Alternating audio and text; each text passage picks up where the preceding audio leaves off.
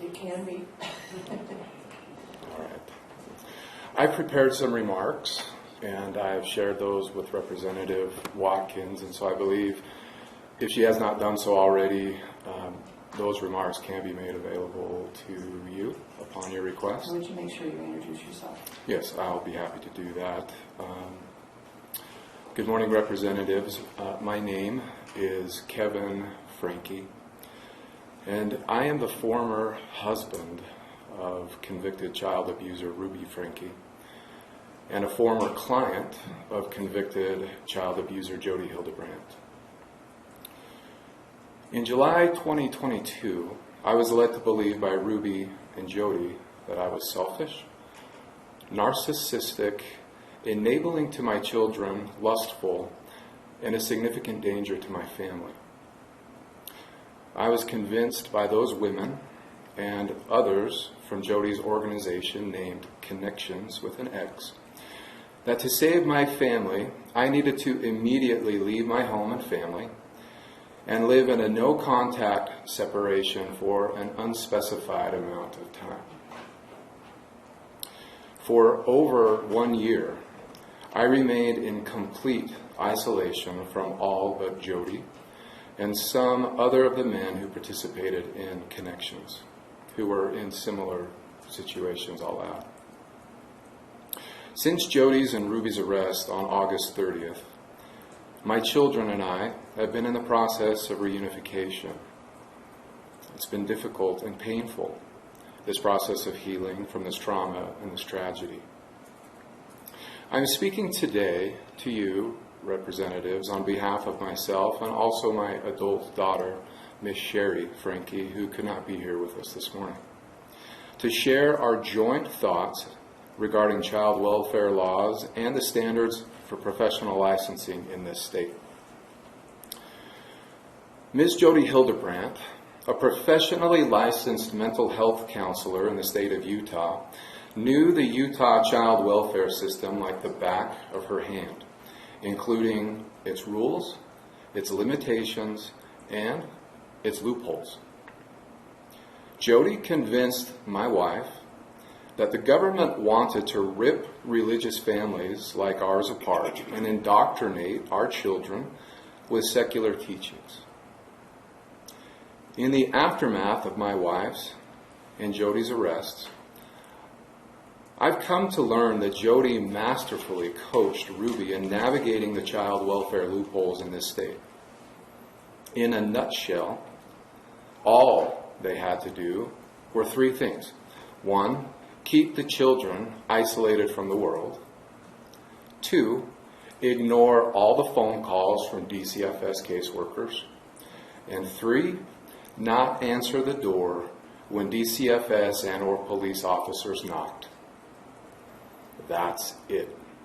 Those three things were all that were required for all of the train wreck that you've seen play out in the media over the past year. Because of the complete isolation of my children, there was not sufficient evidence based on our current laws for government to intervene despite the clear red flags recognized and reported by our close friends and neighbors and family as well. This allowed Jody and Ruby to emotionally and physically terrorize my children behind closed doors, even while those who were the closest to the situation were screaming repeatedly to authorities for help. And those authorities claimed to be powerless in the situation to intervene. Representatives, laws need to change in this state. First, we are asking you legislators today to begin changing the laws in such a way that reported red flags from multiple individuals close to children, namely friends, neighbors, and family, be considered sufficient merit to take children into temporary protective custody without additional evidence of child abuse. Perpetrators of child abuse rarely commit such acts out in public, but behind closed doors. These individuals should no longer be able to hide child abuse by simply ignoring the phone calls and the door knocks from DCF caseworkers and waiting the obligatory 30 days before the case is closed. Second, laws regarding emotional abuse need to be created and or improved in this state. DCFS caseworkers recently told my daughter Sherry that they have never once removed a child from an abusive home due to emotional abuse in this state. Despite being much more rampant than physical abuse, emotional abuse is poorly defined by our current laws. Third, Utah laws need to become more clear, defined, and punitive regarding child abandonment. Utah parents should no longer be able to leave their minor children at home alone for days unattended without consequences.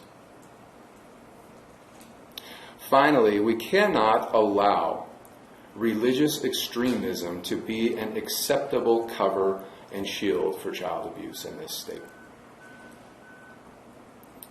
Lastly, we call on legislators to ask some very important questions regarding how Ms. Jody Hildebrandt continued to be licensed by this state as a professional mental health counselor, even after all that was apparently known about her by DOPL, the Department of Professional Licensing, since at least 2010.